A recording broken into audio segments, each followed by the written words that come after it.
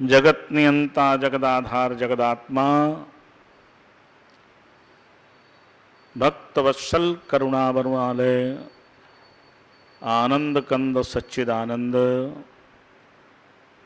कौशल्यानंदन भगवान श्री सीताराम जी के युगल चरणों में हम सबका कोटि कोटि नमन, कोटि कोटि वंदन।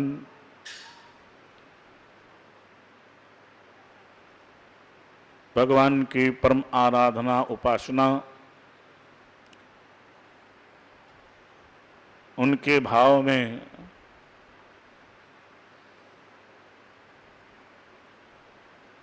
उनकी सेवा उपासना में सदा संलग्न रहने वाले हमारे ठाकुर जी के प्रिय श्री पुजारी जी, भावनामयी, निष्ठामयी, गरिमामयी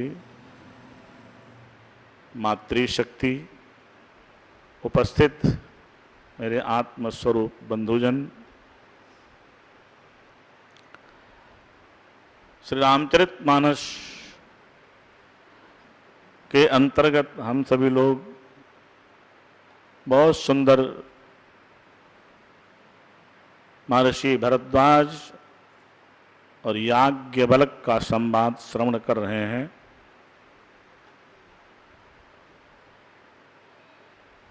याज्ञवल्क्य जी भरद्वाज जी को शिव और सती जी का पावन चरित्र सुना रहे हैं। भगवान शिव ने भगवान की चर्चा, भगवान की रसमयी कथा संत के मुखारविंद से सुनी और उसको हृदयंगम किया, क्योंकि बिना श्रद्धा और विश्वास के भगवान की कथा हृदय में उतरती नहीं है, उसमें प्रेम जागृत नहीं होता है। श्रद्धा और विश्वास, भगवान के प्रति श्रद्धा और गुरु के वचनों में विश्वास, संत के आचार्य के वचनों में विश्वास।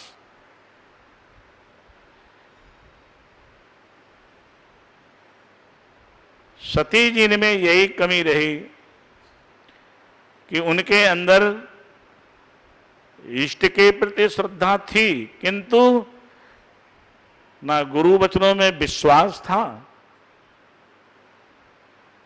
और ना शास्त्र में विश्वास था।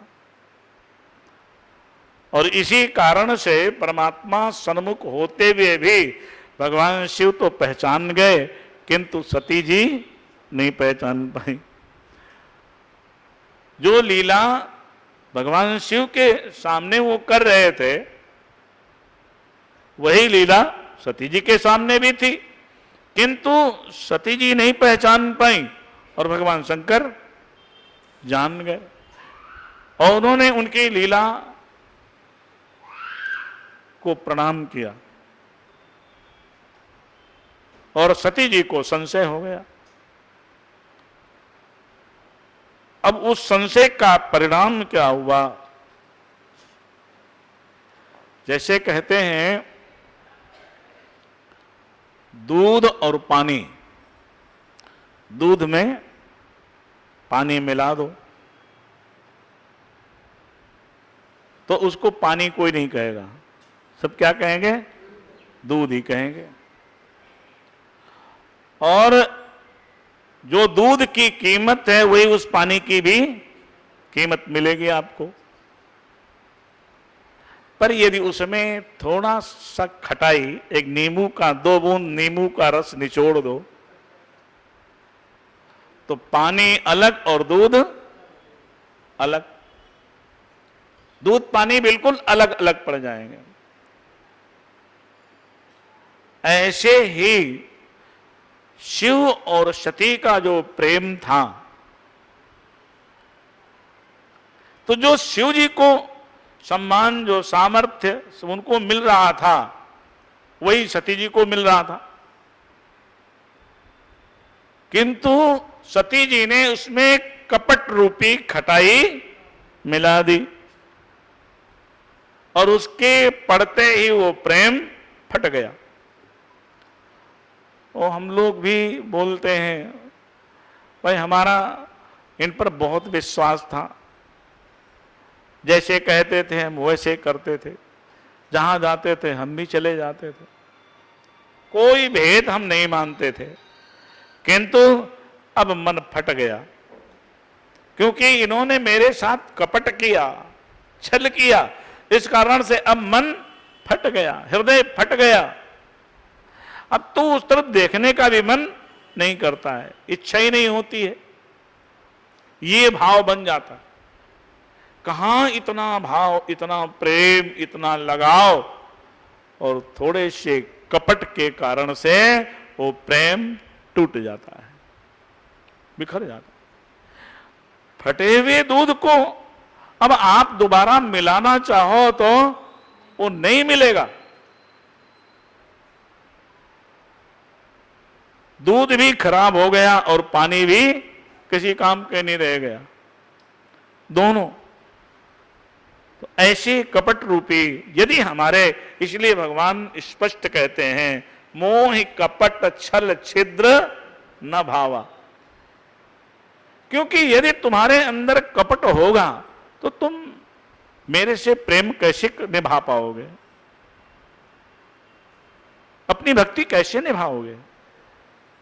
क्यों कपटी व्यक्ति जो होता है ना, वो ऊपर से तो खूब हे प्रभु आप मेरे ऊपर कृपा करो, मैं ऐसा करूंगा, मैं सदा सर्वदा आपका रहूंगा, और जैसे उसका काम सिद्ध हुआ तो अब भगवान को कहेगा मेरे को कोई काम नहीं तेरे से। अब फिर वो दोबारा बोले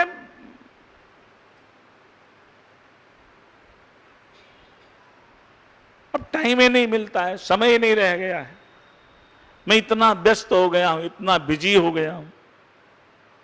कितना स्वार्थी है भाई, पहले तो बड़ी प्रार्थना करता था। तो ऐसे ही यदि छल और कपट अंतःकरण में है, ये दोष, तो परमात्मा को पहचान पाना बहुत मुश्किल है, उससे मिल पाना बहुत मुश्किल है, नहीं मिल पाएगा। ऐसे ही सती जी ने कपट रूपी कठाई घोल दी और उसका परिणाम ऐसा हुआ कि दोनों ही अलग हो गए, शिव अलग और सती अलग। भगवान शिव ने प्रतिज्ञा की कि आज के बाद अब सती से मिलना नहीं होगा।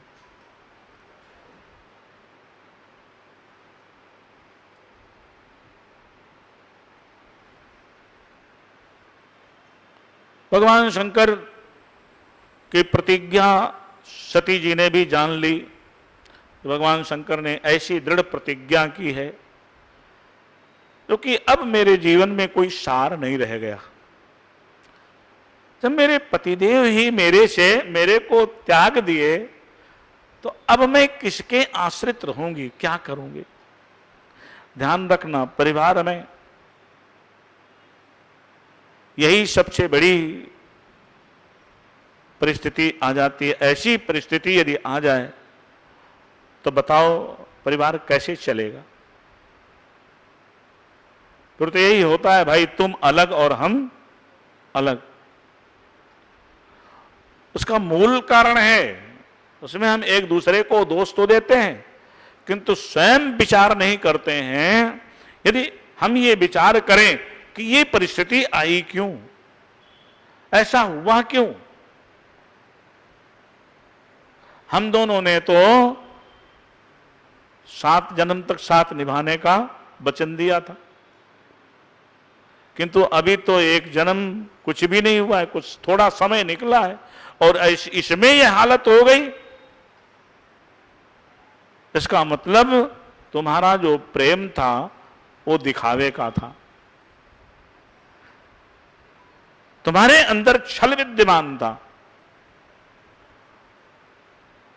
और जिसके कारण से ये बिलगाव हुआ, ये अलगाव हुआ हमारा दोनों का।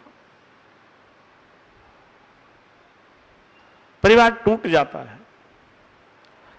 अलग हो जाते हैं, एक दूसरे से अलग हो जाते हैं, दोष हम दूसरे के ऊपर लगाते हैं। एक बात ये सती जी में रही, सती जी ने भगवान शिव के ऊपर दोष नहीं लगाया, उन्होंने उनका दोष नहीं देखा, दोष अपना देखा, कमी मेरी थी। यदि मैं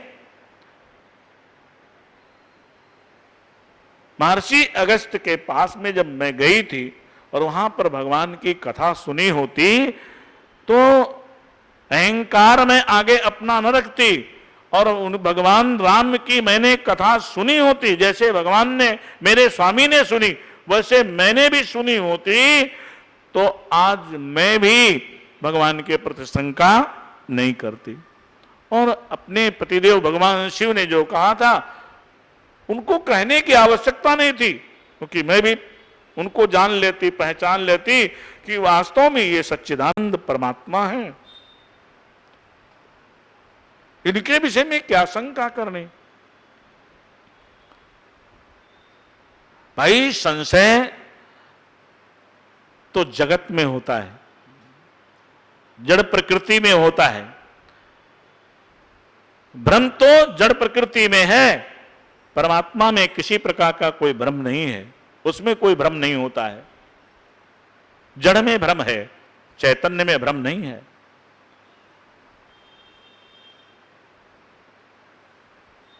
तो ये जो भ्रम सती जी को हुआ वो समझ गई कि गलती मेरी है। भगवान शिव यहां से कथा सुनाते हुए बहुत सारी भगवान की कथाएं सुनाई, किंतु अब कथा वो सुना तो रहे हैं पर सती जी के क्योंकि अंदर इतनी उलझन है,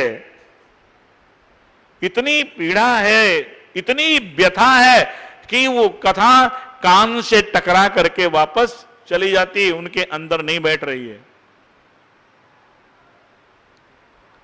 बहुत समझाया, अनेक प्रकार की रसमयी कथाएं सुनाई, किंतु नहीं समझ में आया। भगवान शिव भी समझ गए कि अब तो स्वाभाविक है हमारा और सती का अब मिलन तो होना नहीं है, हम मिल तो सकते नहीं। और यही चिंतन करके भगवान शिव ने अपने स्वरूप का ध्यान किया, अपने मन को अपने स्वरूप में उतारा।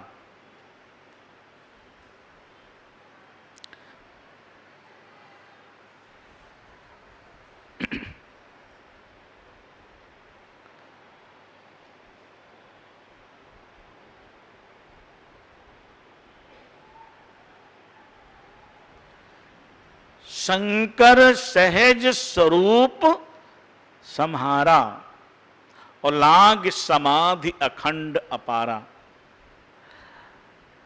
जब व्यक्ति अंतर्मुख होता है ना, जब उसमें अंतर्मुखता आती है तो आनंद में डूब जाता है, उसको परम सुख की प्राप्ति होती है। बाहर का ये जो जड़ जगत है ना, ये सब शून्य सा लगता है। वो फिर परमात्मा के स्वरूप में भगवान कहते हैं कि अपने स्वरूप में, वो याज्ञवल्क्य जी कहते हैं भगवान शंकर ने अपने स्वरूप को संभाला, अर्थात अपने स्वरूप में उन्होंने प्रवेश किया। उनका स्वरूप क्या है? राम में और शिव में कोई अंतर नहीं है, वही शिव हैं और वही राम हैं, वही राम है वही शिव हैं, दोनों एक हैं। तो उन्होंने अपने स्वरूप का चिंतन किया और नारायण उनकी अखंड समाधि लग गई, अखंड समाधि लग गई, आंख बंद, और बस उसी में आनंदित होने लगे, अपने स्वरूप में रमण करने लगे।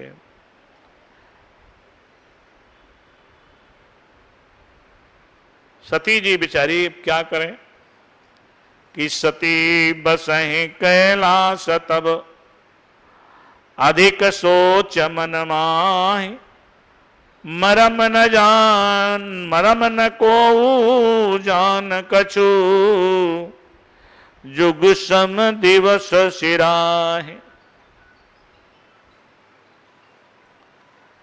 कैलाश पर सती जी निवास कर रहे हैं, पर मन के अंदर बहुत चिंता है, बड़ी व्यथा है। पर उस व्यथा को, अच्छा एक बात बताओ, आप यदि कोई गलती करो, आपसे कोई गलती हो जाए, तो आप अपनी गलती को क्या किसी से बताते हैं क्या कि मैंने ये गलती की है? गलती तो नहीं बताते हैं कि मेरे अंदर ये कमी रही, मैंने ऐसी गलती की है।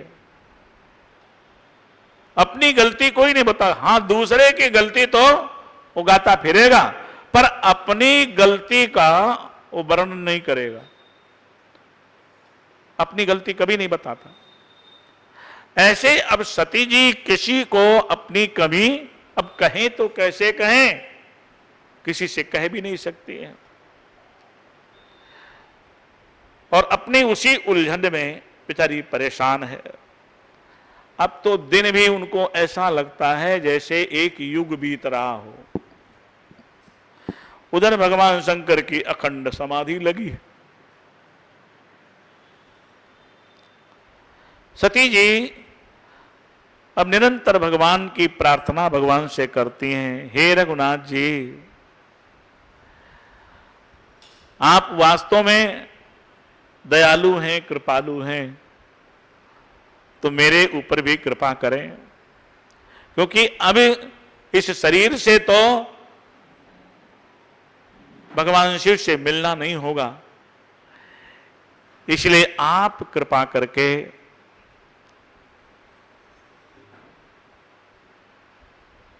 इस शरीर से मुझे मुक्ति दें।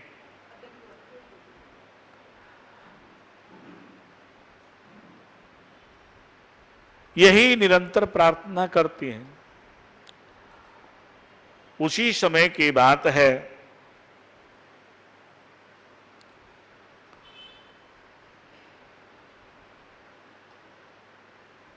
उनके पिता दक्ष, उनको ब्रह्मा जी ने देखा कि योग्य हमारा शिष्य, हमारा पुत्र योग्य है, तो प्रजापतियों का अधिपति केवल प्रजापति ही हैं, अब उनको भी कोई, उनके ऊपर भी कोई शासन करने वाला होना चाहिए, उनको भी चलाने वाला कोई होना चाहिए, तभी हमारी प्रजा, इस मृत्युलोक की प्रजा हमारी संतुष्ट होगी, प्रसन्न होगी, सुखी रहेगी। तो उन्होंने अपने प्रजापतियों का, जो उनके प्रजापति उनके नियुक्त किए हुए थे, उन प्रजापतियों का अधिपति उनको बना दिया। सब प्रकार से योग्य देख करके उनको प्रजापतियों का स्वामी बना दिया।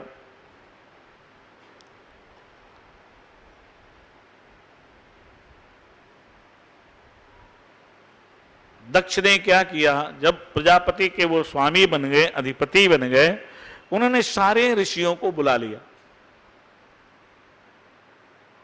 सारे ऋषियों को बुला लिया, क्योंकि अब उनकी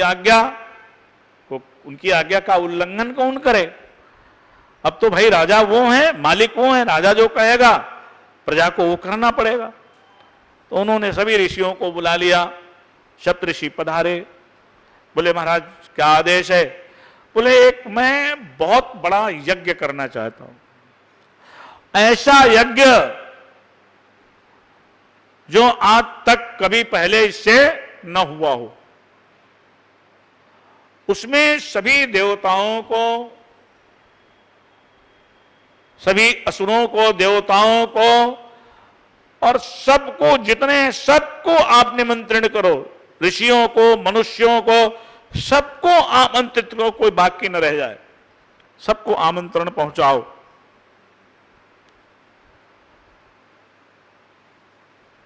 ऋषियों ने कहा जैसी आज्ञा है।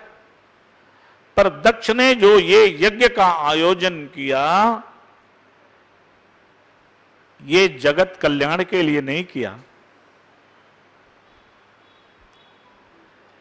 ये तो भगवान शिव को अपमानित करने के लिए यज्ञ किया है। अब जो स्वयं कल्याण स्वरूप है, जो स्वयं सच्चिदानंद स्वरूप है, परमात्मा है, आप उनको अपमानित करोगे, उनका तिरस्कार करोगे,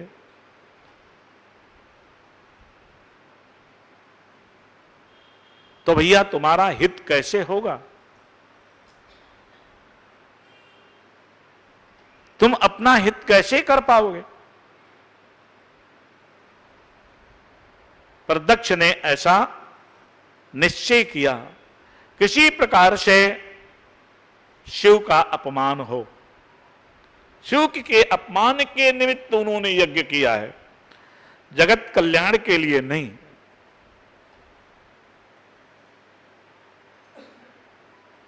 मानो उनको दिखाना है कि आपने मेरा अपमान किया तो कोई बात नहीं है, उस समय तो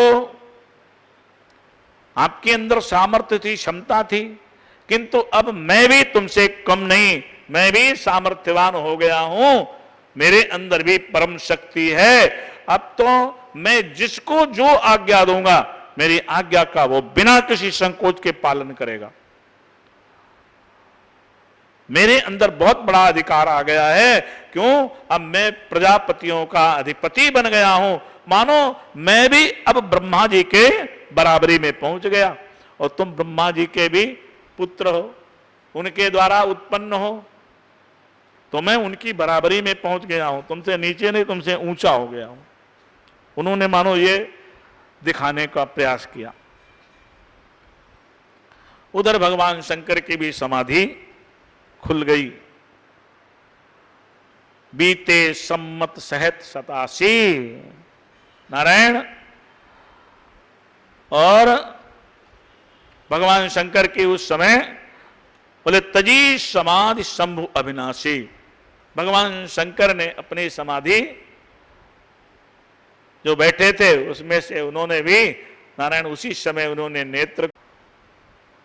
तब भगवान शंकर ने कहा कि देवी ये विमान और कहीं नहीं, ये तुम्हारे पिता के यहां जा रहे हैं। मेरे पिता के यहां? बोले हां, उन्होंने एक बहुत बड़े यज्ञ का आयोजन किया है, तो इनको सबको निमंत्रण है, ये वो सब वहीं जा रहे हैं।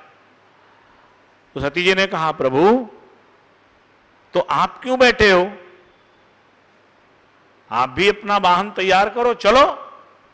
पिता के, मेरे पिता के अतः आपके ससुर के यहां इतना बड़ा आयोजन हो रहा हो ससुराल में। अब ससुराल का आयोजन तो महाराज सबको बड़ा प्रिय होता है, और कहीं का हो ना हो, पर ससुराल में कोई कार्यक्रम हो तो भैया कई दिन पहले से आदमी तैयारी चालू कर देता है। मुझे तो वहां जाना है, ससुराल में ऐसा ऐसा कार्यक्रम है और निमंत्रण आया है, तो जाना तो पड़ेगा। तो भैया अब सती जी ने कहा कि ससुराल में आपके कार्यक्रम, इतना बड़ा यज्ञ, सब देवता लोग सारे लोग जा रहे हैं, आप चुपचाप बैठे हैं, आप भी तैयारी करो। भगवान शिव ने कहा देवी हम नहीं जा सकते। बोले क्यों? भगवान शिव ने कहा क्योंकि तुम्हारे पिता मेरे से विरोध मानते हैं, और जहां पर विरोध हो वहां पर नहीं जाना चाहिए। जहां विरोध कछु भाख्यो भाई, नारायण जहां पर किसी प्रकार थोड़ा भी विरोध की वो हो, वहां पर तो कभी भी भूल करके नहीं जाना चाहिए। जब जाओगे तो तहां गए कल्याण न होई। नारायण वहां जाओगे तो आपका कल्याण नहीं होगा, आपको दुख और पीड़ा ही प्राप्त होगी, आपको अपमान मिलेगा, आपका तिरस्कार होगा। तो बोले मैं नहीं जा सकता। तो सती जी ने कहा कि प्रभु चलो आपसे पिताजी का विरोध है, किंतु मैं तो उनकी पुत्री हूं, मेरे से तो कोई विरोध है नहीं, मैं तो जा सकती हूं। बोले देवी तुम्हारा भी जाना ठीक नहीं, क्योंकि तुम मेरे से जुड़ी हुई हो, अब तुम मेरी हो, और तुम्हारे पिता अपनी पुत्री नहीं मानते हैं, वो तो मेरी पत्नी के रूप में आपको देखते हैं, इसलिए तुम्हारा भी जाना ठीक नहीं है। बोले वैसे ही ये नीति कहती है, गुरु के यहां, माता पिता के पास, मित्र के घर जाना चाहिए, यदि निमंत्रण न हो तो भी जाना चाहिए, बिना बुलाए जाना चाहिए। सत्संग में हो और माता पिता के यहां, गुरु के पास में, मतलब इनके पास आप बिना बुलाए चले जाओ, मित्र के यहां। किंतु इतना ध्यान रखो, यदि वो तुमसे बैर रखता है, यदि तुम्हारा विरोध है, वहां पर वैमनस्य है, द्वेष है, तो फिर बिल्कुल नहीं जाना चाहिए, भूल करके भी न जाए।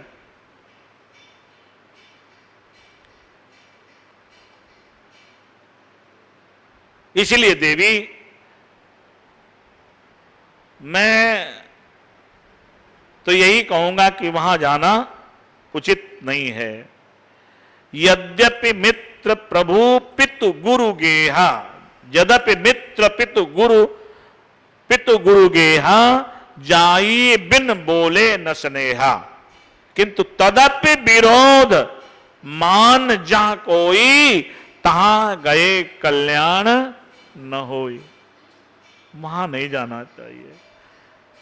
यदि कोई विरोध मानता है तो फिर वहां मत जाओ, चाहे वो कितना अपना सगा क्यों न हो।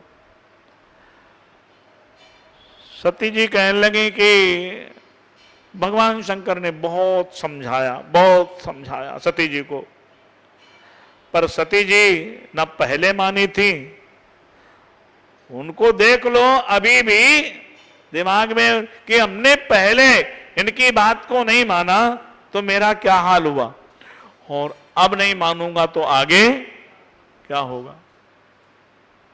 नहीं मानी और वो जिद करने लगी। महाराज शिव पुराण में तो आया है, एकदम उसमें महाकाली का रूप धारण कर लिया। बोले तुम जाओ और चाहे न जाओ, मेरे मायके में मेरे पिता ने इतना बड़ा आयोजन किया, मैं तो जाऊंगी। और महाराज वो तो काली का रूप धारण कर लिया। तब भगवान शंकर ने कहा देवी जाओ, और उन्होंने नंदीश्वर और कुछ गण साथ में करके और उनको भेज दिया। और भगवान शंकर यहां फिर अपने भजन में लग गए, किंतु उनको मालूम था ये सती जी गई हैं तो वापस आने वाली नहीं है, गई तो गई, अब आने वाली नहीं है। भगवान शंकर को ये पता था। अब वो त्रिकालज्ञ हैं, समदर्शी हैं, नारायण, उनसे क्या छिपा है। सती जी गई अपने पिता के यहां।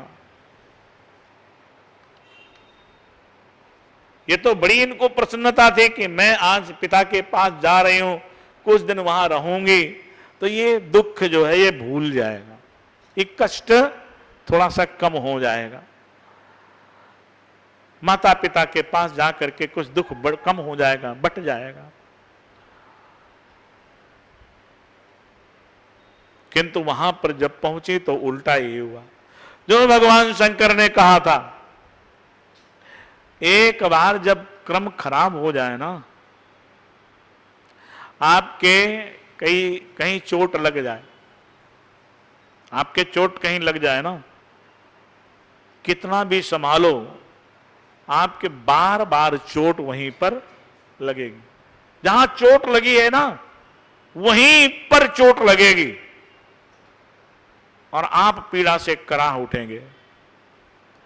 ऐसे ही सती जी को तो पहले से ही इतनी बड़ी चोट लगी है, और उसमें भी महाराज अब एक बार जहां वहां गई कि चलो वहां आदर मिलेगा, सम्मान मिलेगा, पिता अपने गले से मुझे लगाएंगे, क्योंकि मैं पिता की सबसे लाडली बेटी मैं ही हूं।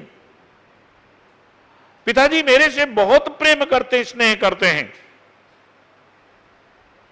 किंतु बिल्कुल उल्टा हुआ। जब सती जी वहां गई तो महाराज पिता ने सामने आ रहे थे, तो देखने की बजाय महाराज उनके भौवें टेढ़ी हो गई और मुंह फेर लिया। बोले ये इसको किसने बुला लिया? सामने ही कहा इसको किसने बुलाया, ये यहां क्यों आई?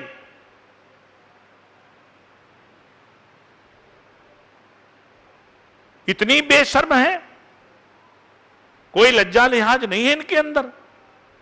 ये आई कैसे जब हमने निमंत्रण नहीं दिया, बुलाया नहीं? अनेक प्रकार से उन्होंने कहा, कहते हुए निकल गए। सती जी को फिर झटका लगा कि मैंने प्रभु की बात को फिर नहीं माना, और उसका परिणाम जो उन्होंने कहा वही हुआ। पिता ने कितना बड़ा अपमान, मेरा करे तो करे पर मेरे स्वामी का नाम लेकर के और इन्होंने अपमान किया।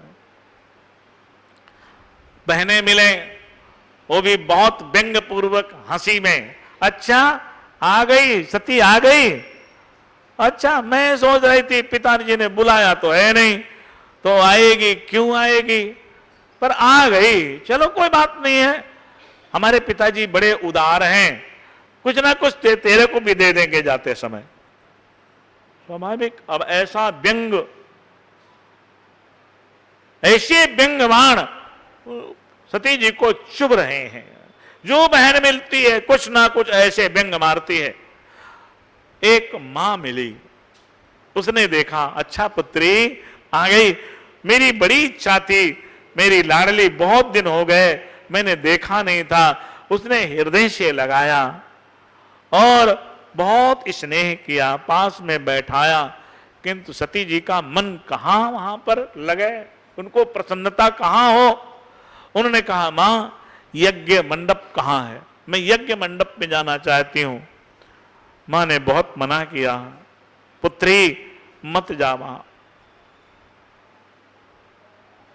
वो ठीक नहीं, तेरा क्या काम है यज्ञ मंडप में जाने का, तू यहीं पर महल में मेरे पास रहे, वहां मत जा। पर सती जी ने कहा नहीं, मैं एक बार जाकर के यज्ञ मंडप का, यज्ञ स्थल का दर्शन करूंगी, वहां सभी ऋषियों का दर्शन करूंगी। सती जी ने विचार किया, चलो पिताजी ने ऐसा कह दिया है, किंतु वहां पर जा करके देखूं, और भी बाकी सारे देवता तो आए हुए हैं, मेरे स्वामी का भी वहां पर पूजन तो होगा, उनको भाग प्राप्त तो होगा ही होगा। और सती जी चली गई वहां, और जब यज्ञ मंडप में पहुंची, यज्ञ स्थल पर पहुंची, तो वहां पर जो भी ऋषि मुनि देवता लोग आए थे, क्योंकि दक्ष का निर्देश था, इस कारण से सब भय के मारे चाहते हुए भी कोई सती जी की तरफ दृष्टि उठा करके नहीं देख रहे हैं, ना कोई प्रणाम कर रहा है। नहीं तो सती जी को महाराज देखते ही, वो तो जगत जननी है नारायण, उनको देखते ही सबके सब देवता सिर झुका लेते थे, ऋषि मुनि सिर झुका लेते थे। किंतु आज वास्तव में शिव से भिन्न शक्ति किसी काम की नहीं होती है। शिव से अलग शक्ति क्या करेगी?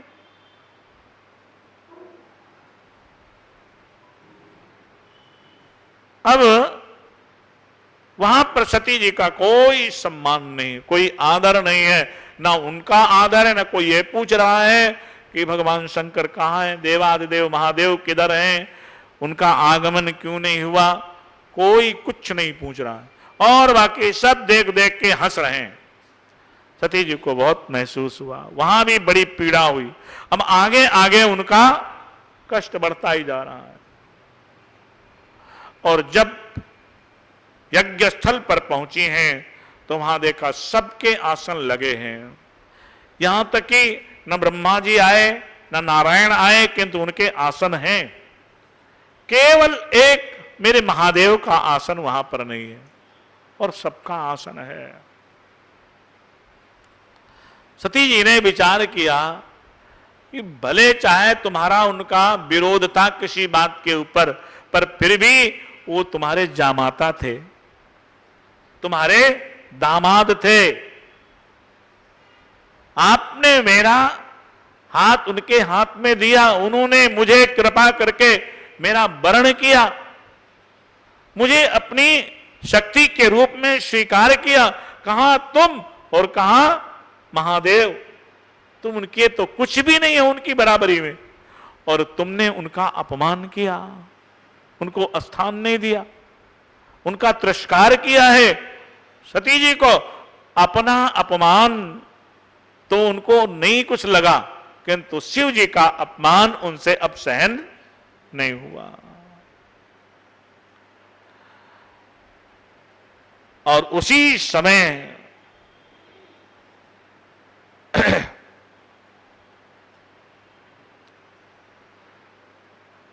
गोस्वामी जी लिखते हैं कि शिव अपमान न जाय सही, हृदय न होय प्रबोध, सकल सबई हटि हटक तब, बोली बचन सक्रोध।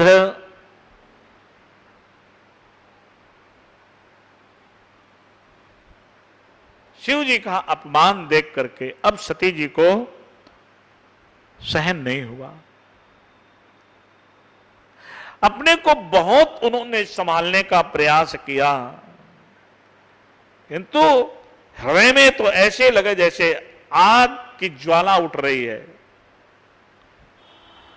इतनी जलन, इतनी पीड़ा, और आदमी इसी स्थिति में, जब ऐसी स्थिति आती है ना, तो बिल्कुल वो कहते हैं संगात संजायते कामः, कामात् क्रोधो विजायते, और क्रोधात् भवति सम्मोहा, सम्मोहात् स्मृति विभ्रमः, स्मृति भ्रंशात् बुद्धिनाशः, और बुद्धिनाशात् प्रणश्यति।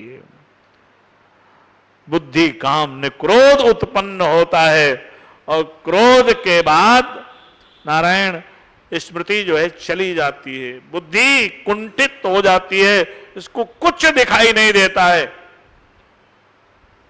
और ऐसे में तो आदमी अपने जीवन को समाप्त कर लेता है। आप रोज सुनते ही हो, आज वहां उसने आत्महत्या कर ली, उसने कर लिया, क्या हुआ, थोड़ी सी बात हुई थी बस। तो नारायण वो ऐसे सती जी के जीवन में हुआ।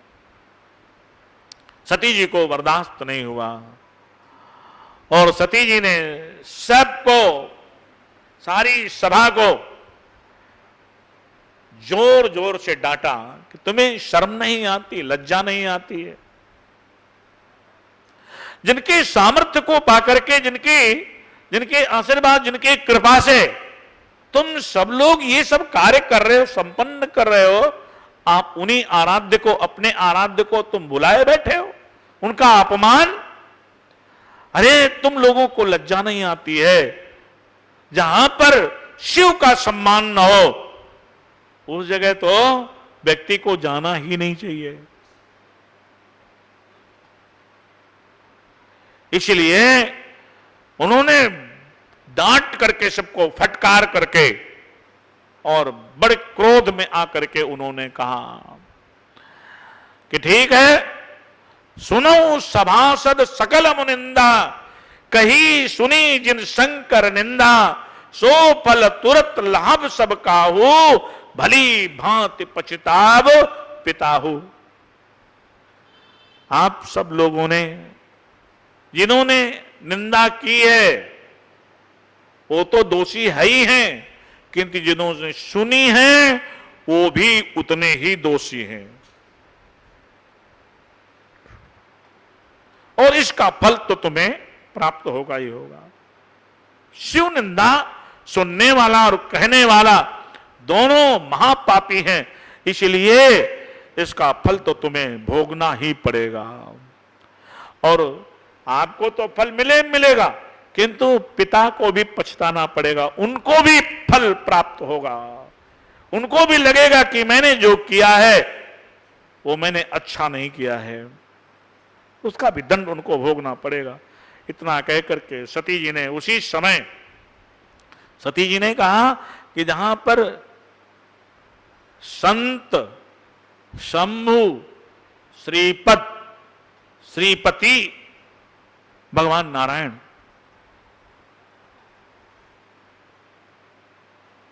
संत शंभु श्रीपति अपवादा सुनिय जहां तहां असि मर्यादा काटी तासु जीव जो बसाई और श्रवण मूंद न तो चलिए पराई। बोले कहीं संत का अपमान हो, संत की निंदा हो, बोले उसको कभी सुनना नहीं चाहिए। बाकी इसमें आजकल हमें बड़ा रस आता है, कहीं साधु की कोई बुराई करने लगे, इतना आनंद मिलता है, क्या बात है। टीवी वाले देख लो, अब हम लोग खूब सुनते हैं, बड़े प्रेम से सुनते हैं, उसका बखान भी करते हैं। चैनल के ऊपर तो विशेष रूप से इसका एक वो चला हुआ है।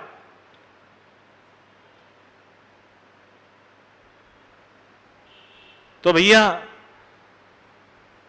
ये सब करे, बोले बिल्कुल साधु संत की निंदा कभी सुननी नहीं चाहिए।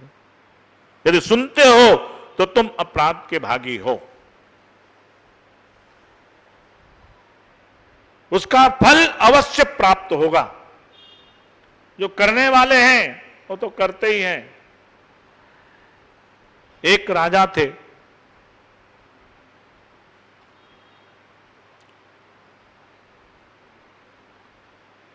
वो अपने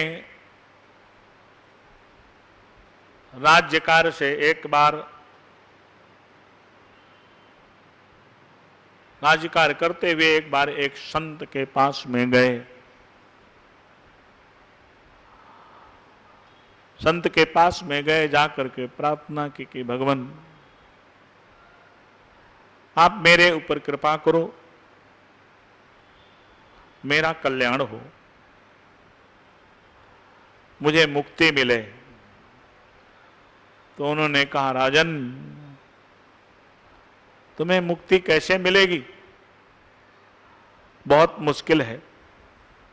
बोले क्यों, तुम्हारे पाप इतने हैं। कितने पाप हैं? तो उन्होंने दिखाया, बोले सामने देख रहे हो क्या है? बोले महाराज ये तो मैले का पहाड़, गंदगी का पहाड़ है। तो बोले ये सब किसी और का नहीं, ये सब तुम्हारा पाप है। मेरा? बोले हां। बोले फिर? बोले जब तक कि ये तुम खाओगे नहीं पूरा, जब तक ये खा करके तुम खत्म नहीं करोगे, तब तक कि तुम्हारा कल्याण, तुम्हारा मोक्ष नहीं हो सकता। राजा तो घबरा गया। बोले कितने जन्म मेरे को लग जाएंगे, ये पाप का पहाड़, ये जो इतना मैला ये गंध है, ये मेरे को खानी पड़ेगी, कितने जन्म लगेंगे महाराज, तब जाके कहीं तो करोड़ों अरबों जन्म लगेंगे, तब जाकर, तब भी शायद खत्म ना हो। बताओ कैसे होगा। चरणों में पड़ गया। बोले महाराज इसका कोई उपाय बताओ। बोले उपाय यही है, यदि तुम्हारे सारे नगर के लोग मिल करके और थोड़ा थोड़ा बांट लें, खा लें, तो जल्दी खत्म हो जाएगा। उन्होंने कहा नगर के लोग मेरे पाप को, मेरी गंदगी को, इसको कैसे खाएंगे? क्यों खाएंगे भाई, वो क्यों खाएंगे? तो बोले जैसे भी हो, अब इसको खत्म तो करना पड़ेगा। तो बोले महाराज कोई और उपाय? बोले एक उपाय है। क्या? बोले ये सारे नगर के लोग तुम्हारी निंदा चालू कर दें, तुम्हारी निंदा करने लगें और एक दूसरे को सुनाने लगे और सुनने लगे और करने लगे तो क्या होगा? बोले ये सारा गंध खत्म हो जाए। तो बोले महाराज फिर ठीक है। राजा वैसे बड़ा ही धार्मिक था, बड़ा विचारशील था, सब कुछ था, किंतु पूर्वापूर्व कितना उसका पाप इकट्ठा था, तो सदगुरु कृपा से वो सब उसको दिख गया। तो उसने प्रार्थना की, बोले महाराज ये कैसे खत्म होगा? तो सदगुरु ने उपाय बताया, बोले ऐसे करो तो ये पाप खत्म हो जाएगा। अब महाराज उसने, उनके यहां एक ब्राह्मण देवता थे पुरोहित, उनसे उसने प्रार्थना की। उनकी एक छोटी सी कन्या थी, 12-15 साल की, 16 साल की। तो उन्होंने कहा कि हे ब्राह्मण देवता, जैसे ये आपकी पुत्री है वैसे ही मेरी पुत्री है, पर ऐसा है कि मैं केवल लोगों को दिखाने के लिए ये सब करना चाहता हूं, पर ये आप गुप्त रखना, किसी को बताना नहीं। जब तक कि ये गंदगी मेरी समाप्त नहीं हो जाती है तब तक आप गुप्त रखना। का ठीक है। उन्होंने उनकी उस 15-16 वर्ष की बच्ची को, क्योंकि उनकी उम्र थी 60, 65, 70 की, वो 15-16 वर्ष की बच्ची को अपने साथ में सिंहासन पर बैठाएं और बढ़िया सुंदर उसकी खूब आओ भगत करें, खूब उसको बैठ। अब महाराज आदमी को चाहिए क्या? यही देखा कि उसने उसके अंदर तो ऐसी, बस सब लोग एक दूसरे, देखो राजा की बुद्धि खराब हो गई। बताओ एक ब्राह्मण की कन्या, अरे पोती के समान है, और उसको अपने, हरे राम राम राम राम राम राम, ये कैसा घोर कलयुग आ गया, घोर कलयुग। अब महाराज एक दूसरे में सब चर्चा करने लगे। अब रात दिन यही चर्चा, रात दिन यही चर्चा। महीना नहीं बीता महाराज, महीने में देखा वो सब पहाड़ खत्म, सब खत्म, पर एक टोकरा बच गया, एक टोकरा बच गया।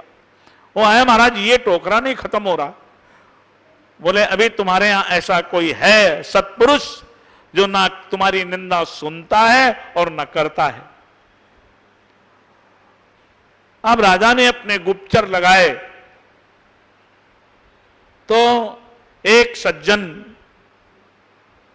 वो किसानी, खेती किसानी करने वाला एक सज्जन, फल सब्जी आदि ये बोता था, तो पता लगा कि ये व्यक्ति ऐसा है जो ना कभी निंदा किसी की सुनता है और ना करता है, अपने काम में लगा रहता है, भगवान के स्मरण में लगा रहता है।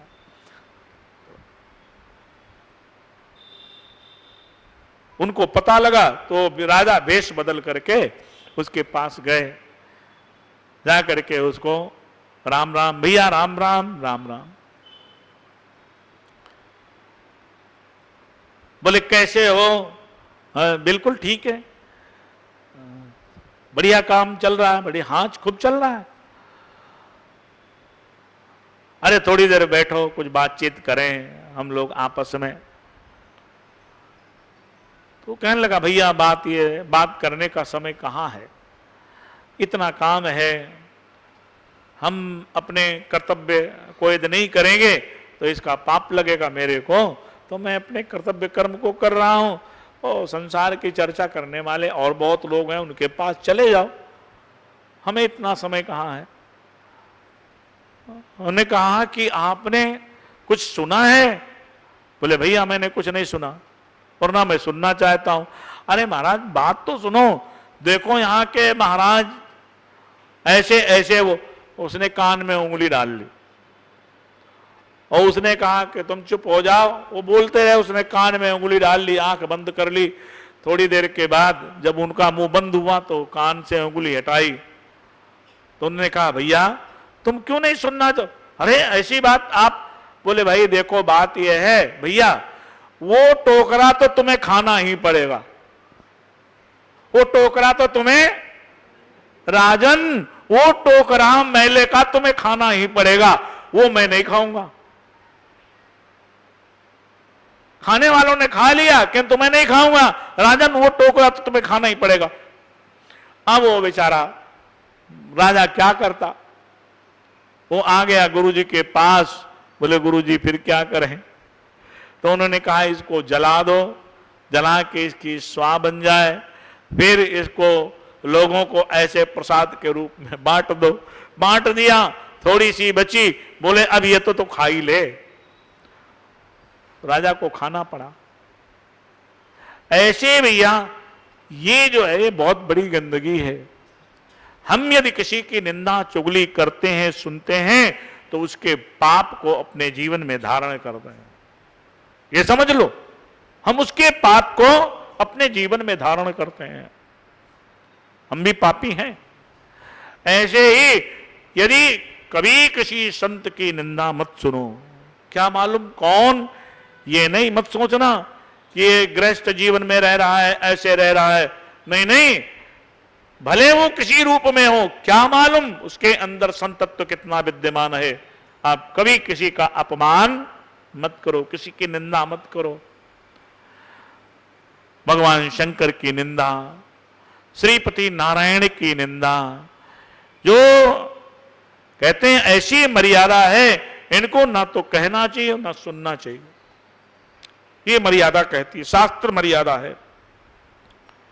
बोले यदि कोई निंदा कर रहा है, नहीं मान रहा है, और तुम्हारे अंदर ताकत है, तो उसकी जीभ पकड़ के काट दो।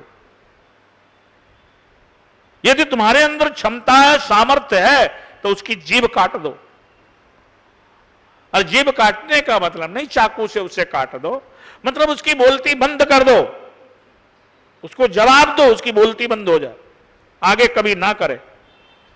और नहीं तो कान में उंगली डाल के आंख बंद करके वहां से चले जाओ। ये शास्त्र की मर्यादा ये कहती है। और सती जी ने उसी समय सब कह करके सबको, और महाराज भगवान शिव का ध्यान करके उनसे निवेदन करके भगवान नारायण से प्रार्थना की, और उसी समय योग अग्नि के माध्यम से अपने शरीर को जला करके और नष्ट कर दिया।